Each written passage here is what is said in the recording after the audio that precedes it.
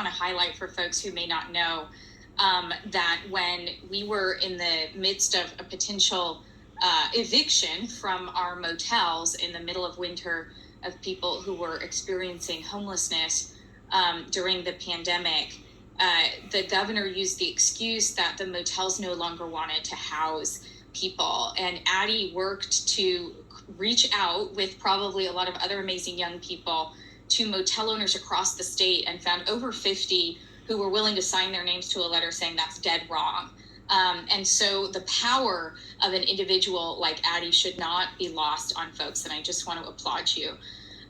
So, for those of you who may not know me, I co-chair the Social Equity Caucus. My life's work has been around racial justice.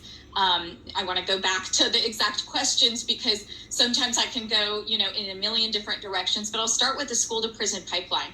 When I first introduced legislation in 2014 to stop the expulsion of children under 8, it was to look overall at reducing the use of school exclusion for young people, but I asked, could we please stop expelling kids under 8? And I was told by leadership and other stakeholders in the legislature, this is never going to happen. I was essentially laughed out of the building. So when Senator Sears approached me, again, our chair of judiciary, to reintroduce the concept as a study once again in 2021, I said, it is now 2021, and we should not be expelling children under 8 years old, which we know deeply impacts kids of color and kids with disabilities.